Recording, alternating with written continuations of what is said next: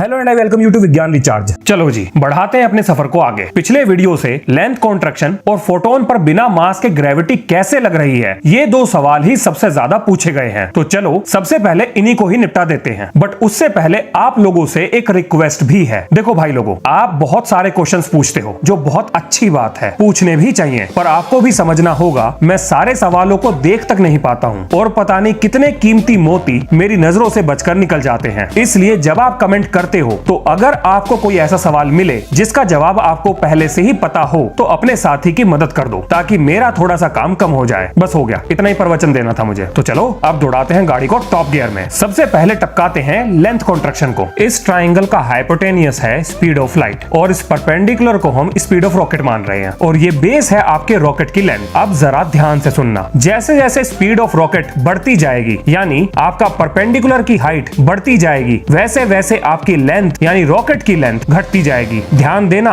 Speed of light यहाँ पर change नहीं होगी। जो चेंज आएगा वो आएगा रॉकेट की स्पीड में और रॉकेट की लेंथ में। अब इसे एक एनिमेशन की सहायता से देखो। जैसा कि आप इस एनिमेशन में देख पा रहे हैं, धीरे धीरे स्पीड ऑफ रॉकेट लाइट की स्पीड के नजदीक पहुंचती जा रही है, जिसके परिणाम स्वरूप रॉकेट की लंबाई धीरे धीरे घट रही है और लास्ट में जाके जब रॉकेट की रफ्तार स्पीड ऑफ लाइट के बराबर हो जाएगी तो रॉकेट की लंबाई एक फोटोन के बराबर हो जाएगी। तो इससे हमने क्या सीखा? लाइट की रफ्तार पर सिर्फ लाइट ही चल सकती है और लेंथ कॉन्ट्रैक्शन का मतलब भी जान लिया। चलो अब सुलझाता हूँ आपकी दूसरी प्रॉब्लम को। ये है अपनी प्यारी धरती पर हमारा प्यारा घर। अब इस पर एक स्केल भी रख लेते हैं ताकि कमरे के फ्लोर से उसकी छत तक की लंबाई निकाली जा सके। अब लगाकर इसमें एक टॉर्च एक फोटोन को छोड़ देते हैं और ट्रेस करते हैं उसके रास्ते को, जो कि बिल्कुल मिलेगा आपको सीधा। लेकिन जैसे ही हम इस कमरे को स्पेस में लेके जाएंगे और 9.8 मीटर पर सेकंड स्क्वायर के रेट से एक्सेलरेट करेंगे, यानी जितनी ग्रेविटी धरती पर लग रही थी उतना ही एक्सेलरेशन देंगे, तो कमरे के अंदर के माहौल में कोई चेंज नहीं आएगा क्योंकि एक्सेलरेशन ग्रेविटी के बराबर होता है। ये हम पहले ही जान चुके हैं। अब जैसे ही लाइट से फोटोन निकलेगा तो वो स्केल पे टकराएगा कुछ नीचे, जिसका कारण है एक्सेलरेशन की वजह से उस कमरे के फ्लोर का ऊपर खिसक जाना। यहाँ पे ध्यान देने वाली बात यह है कि अब जो आपको रास्ता दिखाई देगा वो थोड़ा सा बेंड होता हुआ दिखाई दे रहा होगा, और क्योंकि ग्रेविटी और एक्सेलरेशन सेम चीज है तो क्यों ना मैं ये बोल दूं कि ग्रेविटेशनल फील्ड लाइंस की वजह से फोटोन ने कर्व पाथ को फॉलो किया। बस इतना सा ही था। अगर अभी भी कंफ्यूजन हो रहा है तो पार्ट 1 से लेके 4 तक एक बार दोबारा और देख लो। ये सारे कंफ्यूजन का कारण सिर्फ एक बात है, वो है ग्रेविटी का एक्सेलरेशन के बराबर होना। लेकिन अपनी जरूरत के हिसाब से हम बारी बारी ग्रेविटी और एक्सेलरेशन का यूज कर रहे हैं। जैसे कि अगर मैं ये कहूं कि कमरे के एक्सेलरेशन की वजह से फोटोन नीचे आ गया तो वो सुनने में ठीक लगता है, लेकिन अगर मैं ये बोलूं कि ग्रेविटी की वजह से फोटोन नीचे आ गया तो ये कंफ्यूजन पैदा करता है क्योंकि फोटोन तो मासलेस है। लेकिन अगर आप गौर करो तो ग्रेविटी और एक्सेलरेशन सेम चीज है, यानी मैं बोल सकता हूं कि ग्रेविटी की वजह से फोटोन नीचे आ गया, और क्योंकि ये दोनों सेम चीज है यही है सारे रायते को फैलाने का असली कारण। दूसरी समस्या को भी हमने निपटा दिया। अब बात करते हैं पिछली वीडियो में जिक्र करे गए इक्विवेलेंस प्रिंसिपल की। इक्विवेलेंस प्रिंसिपल ये कहता है कि कोई भी एक चीज सेम परिस्थितियों में अलग अलग तरह से व्यवहार नहीं कर सकती। अगर ग्रेविटी और एक्सेलरेशन सेम चीज है तो लाइट को धरती पर भी बेंड होना चाहिए, या फिर हम ये भी कह सकते हैं कि स्पेस में बेंड नहीं होना चाहिए। लेकिन एक्सपेरिमेंट से तो यह साबित हो गया था कि लाइट धरती और स्पेस में एक्सेलरेट होते हुए रूम के अंदर अलग अलग तरह से व्यवहार कर रही थी। तो अब हमें देना था इसका एक कारण, जो हमने दिया स्पेस को कर्व बताकर, और ये बोला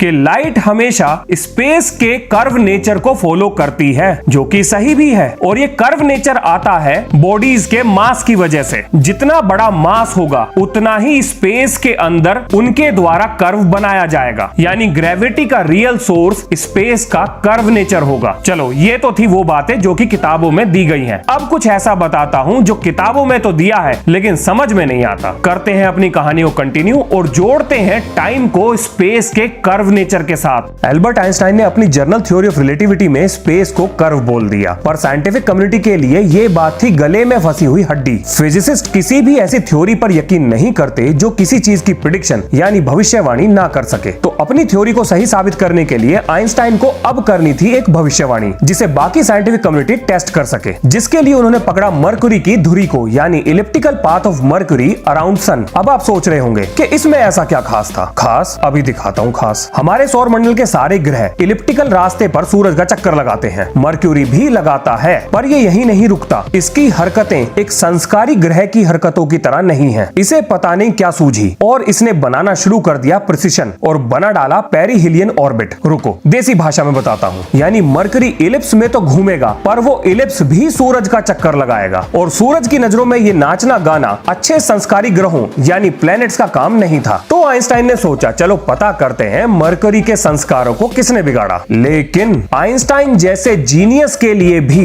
इतनी कॉम्प्लेक्स मैथ्स को सॉल्व करना दांतों से लोहे के चने चबाने के बराबर था। और कई सालों की मेहनत के बाद भी एल्बर्ट आइंस्टाइन कर्व शेप की ज्योमेट्री को सुलझा नहीं पाए। तब उन्होंने अपने कॉलेज के एक दोस्त मैथमेटिशियन मार्शल ग्रॉसमैन को अपनी मदद के लिए बुलाया। ग्रॉसमैन ने हाल ही में रेनियन ज्योमेट्री के एक टॉपिक पर अपनी पीएचडी कंप्लीट करी थी। रेमेनियन ज्योमेट्री होती है ज्योमेट्री ऑफ कर्व्ड स्पेस। अपने दोस्त ग्रॉसमैन की मदद से आइंस्टाइन ने स्पेस के कर्व नेचर को एक्सप्लेन करने के लिए इक्वेशन बना डाली और बाद में चलकर यही इक्वेशन आइंस्टाइन की जनरल थ्योरी ऑफ रिलेटिविटी का आधार बनी। एल्बर्ट आइंस्टाइन की जनरल थ्योरी ऑफ रिलेटिविटी को अमेरिकन फिजिसिस्ट जॉन व्हीलर ने बड़े ही आसान शब्दों में बताया है। उन्होंने बोला, स्पेस मैटर को बोलता है कि तुम्हें कैसे चलना है और मैटर स्पेस को बोलता है कि तुम्हें कैसे कर्व होना है। बस यही थी असली थ्योरी। परेशान मत होना, मेरी कहानी अभी खत्म नहीं हुई है। आप सोच रहे होंगे कि मरकरी का क्या हुआ। तो अपने दोस्त की मदद से आइंस्टाइन ने मरकरी की इन अजीब हरकतों के लिए एक इक्वेशन बनाई जो बिल्कुल सही थी। जरा सोच कर देखिए, अपने समय में इस पूरी पृथ्वी पर आइंस्टाइन अकेले ऐसे इंसान थे जिन्हें यह पता था कि हमारा यूनिवर्स कैसे काम करता है, वह कर्व क्यों होता है और समय क्या चीज है। ये सब बातें पता करने वाले वो अकेले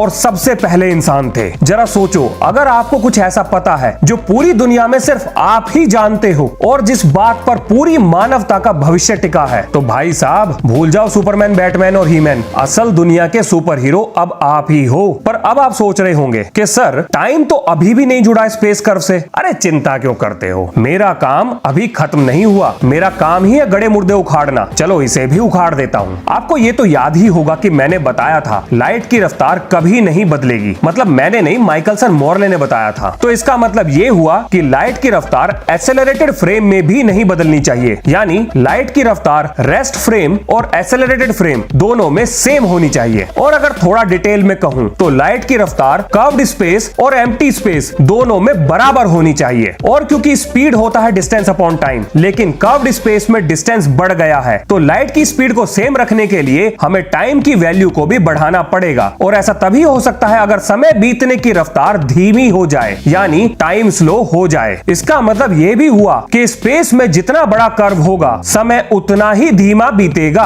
और ये सब कुछ सिर्फ एक लाइट की रफ्तार को हर समय फिक्स रखने के लिए ही किया गया था। अगर आप इन सारी बातों को जोड़कर देखें तो आप पाओगे कि मैसिव ऑब्जेक्ट्स की वजह से स्पेस में कर्व आता है। उस कर्व की वजह से मैसिव ऑब्जेक्ट्स के पास ग्रेविटी आती है। उसी कर्व की वजह से लाइट बेंड होती है और उसी कर्व की वजह से समय धीरे बीतता है। यानी समय भी स्पेस कर्व से जुड़ा हुआ है। अगर स्पेस में कर्व नहीं होगा तो समय अपनी रफ्तार पर चलेगा और जितना ज्यादा कर्व होगा समय उतना ही धीरे बीतेगा। जुड़ गया ना समय स्पेस कर्व से। चलो एक और एग्जांपल देखो। एक एप्पल को धरती पर गिराते हैं, कुछ अजीब लगा? नहीं लगा होगा, अब लगेगा। धरती भी स्पेस में है, उसका भी मास है, तो वो भी स्पेस को कर्व करेगी, तो टाइम भी अपने हिसाब से चलेगा। अगर मैं एप्पल गिरने की घटना को फ्रेम बाय फ्रेम तोड़ दूं तो ये आपको कुछ ऐसा दिखाई देगा। यानी ये एप्पल स्पेस टाइम में अपने पास्ट से फ्यूचर की तरफ मूव किया है। क्यों? मजा आया ना? ओ तेरी, तो क्या टाइम ट्रेवल पॉसिबल है? We are into end game.